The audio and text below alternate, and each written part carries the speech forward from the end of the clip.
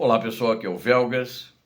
Hoje é dia 26 de agosto de 2026, 11 horas, horário de Brasília. A ofensiva russa em Limansk entra em colapso, ou seja, não sei se eles vão continuar. Eu fiz esses dias, acho que uma semana atrás aproximadamente, talvez 10 dias no máximo, sobre Limansk. Fazia tempo até que a gente não falava, mas eles estão tentando avançar para chegar em Sloviansk e também para chegar em Kramatorsk. Mas eles tinham fracassado, e agora fracassaram, mas parece que agora entrou em colapso, mas pode ser que eles voltem novamente. Mas é muito interessante aquilo que eu vou dizer para vocês. Isso aqui aconteceu nesse último fim de semana, esses combates, então é coisa muito recente, que de fato mostram como está o foco da guerra, a despeito das mentiras propagadas pelo Kremlin por todo o mundo.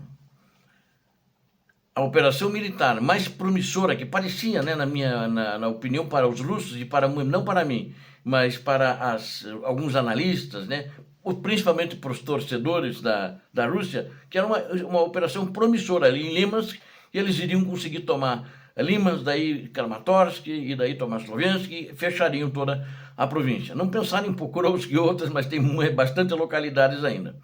Bom, mas fracassou. Talvez ainda, dá para dizer, esteja fracassando. Eles têm ali, ficaram um resto ali dentro de uma pinça que eles queriam fazer e levaram uma invertida ali para cercar os ucranianos ali e não conseguiram. E os ucranianos, na realidade, desmantelaram a cabeça de ponte russa a oeste do rio Jerebets, desse rio Jerebets. Jerebets é Zerebets. O terceiro corpo de exército da Ucrânia, ele acabou libertando uma vila, um assentamento chamado Nove. Não é Nove, é Nové, né? A pronúncia correta é Nové em ucraniano. Seria novo, né? É um assentamento novo, mas o nome dele é novo, né? Garantiu o controle tático em Yarova e avança de forma implacável para isolar e cercar as tropas do 20º Exército Russo mais lá na frente. E aí os russos estão em pavor, e o próprio ditador da Rússia ficou muito preocupado com isso, que recebeu essa notícia. E eu peço a vocês que gostam de ver a verdade, inscrevam-se no canal agora mesmo, deixem o seu like, isso é fundamental, assim como se inscrever, você que não é inscrito, compartilhem o vídeo com seus amigos e comentem abaixo sobre esse colapso das linhas de ataque russas, nessa que é uma região estratégica, faz parte da província de Donetsk, onde o ditador quer até o dia 31 de dezembro ter posse dessa região. Não vai conseguir. Para quem tiver dúvidas sobre o que eu falei aqui, assista o primeiro vídeo. Eu falo bastante dos prazos em que ele deu e as tropas não cumpriram nenhum. 15 prazos desde 2022, quando eles invadiram em dia 24 de fevereiro, ele deu para o exército da Rússia tomar a região de Donbass totalmente. Estão onde estiveram e não conseguiram avançar. Tem essa matéria, é uma das matérias do primeiro vídeo, das 6 horas. Fracasso da maior ofensiva russa em Limansk. Eles tinham uma grande ofensiva ali, né? Tinham. Passado. É um passado curto, bem recente, mas tinham. E a notícia mais importante ali vem diretamente da região de Limansk. Os avanços planejados pelas forças ucranianas estão desmantelando progressivamente a posição da Rússia. Aquela área representava a cabeça de ponte mais bem sucedida que a Rússia mantinha a oeste do rio Jerebets. Ao atacar esta estrutura por vários lados, a Ucrânia agora começa com um colapso total sobre toda a pinça russa posicionada ao norte de Limansk. Então eles estavam montando uma pinça ali para cercar, fazer sitiar a cidade, né? No flanco norte da cabeça de ponte, as forças ucranianas libertaram a vila de Nové. A conquista aconteceu após meses de forte pressão militar contra a divisão de fuzileiros motorizados da Rússia de número 144. E o terceiro corpo de exército ucraniano conduziu essas operações ofensivas com maestria tática, ou seja, a Ucrânia partiu para cima, partiu para a ofensiva ali naquela região. O comando militar limitou deliberadamente as informações públicas sobre os combates, quase não ouvíamos falar, né? Para garantir a segurança operacional das tropas e não vazar informações que o comandante dessa divisão considerava segredo. As unidades ucranianas, ao se aproximarem de Nové, com a firme intenção de transformar essa vila no próximo passo tático rumo a Zelena Dolina, que também é caminho para Limansk. E a atuação dos drones FPV e a limpeza das trincheiras, né?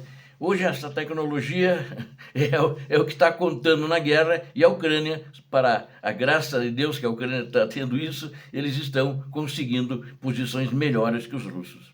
Após uma breve pausa operacional para reabastecimento, os ataques ucranianos foram retomados com força total. Os operadores de drones FPV vasculharam sistematicamente todas as posições defensivas instaladas pela Rússia. Os dispositivos aéreos atingiram com precisão a infantaria russa, que se encontrava exposta no terreno.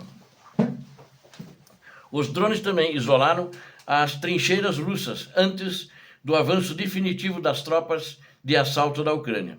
As imagens divulgadas de forma oficial mostram soldados russos sendo eliminados em suas posições.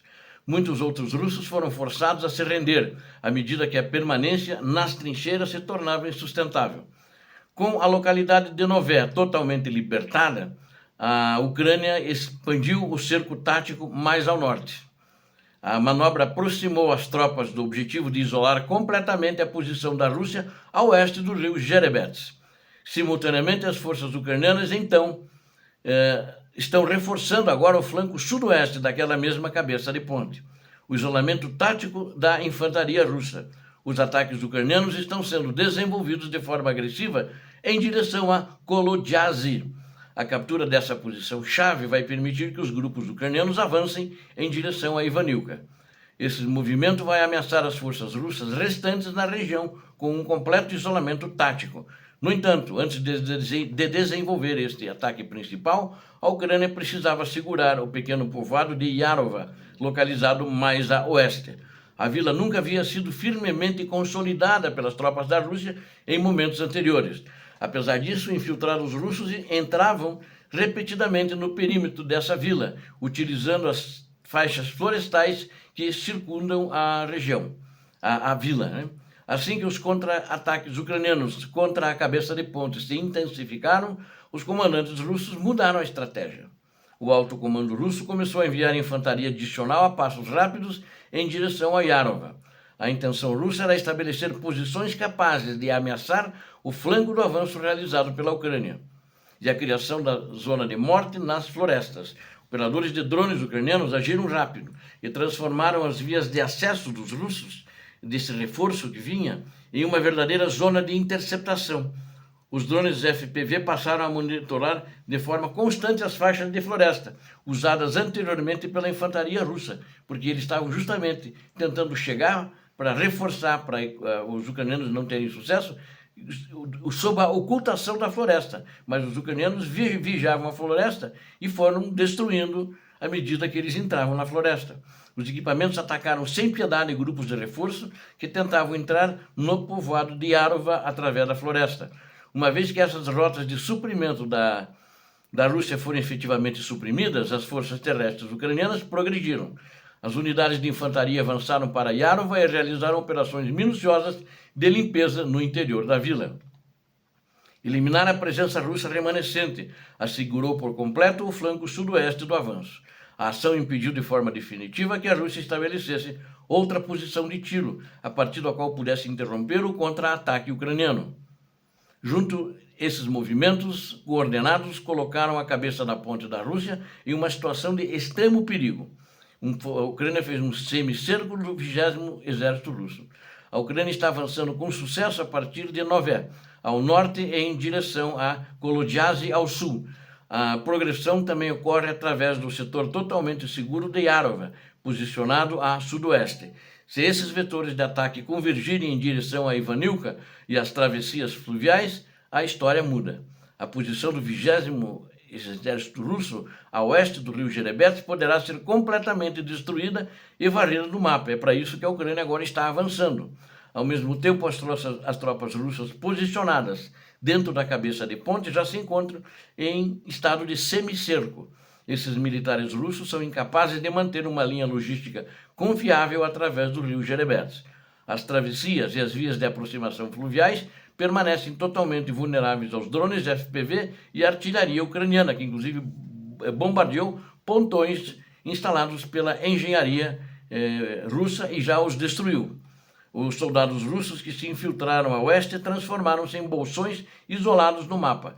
Eles deixaram de operar como componentes de uma formação ofensiva sustentável e agora lutam apenas pela sua sobrevivência. Ou seja, houve uma inversão do cerco daqueles que eles estavam tentando cercar e eles que acabaram cercados face à capacidade e às estratégias e táticas utilizadas pelo exército ucraniano.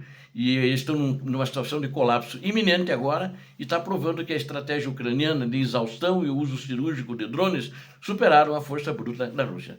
Obrigado a vocês que assistiram esse vídeo. Não esqueçam que o canal precisa de vocês. Peço a Deus que abençoe a todos vocês, a Deus que abençoe a Ucrânia, a Deus que abençoe o Brasil. Paz e bem, paz para toda a humanidade. Muito obrigado.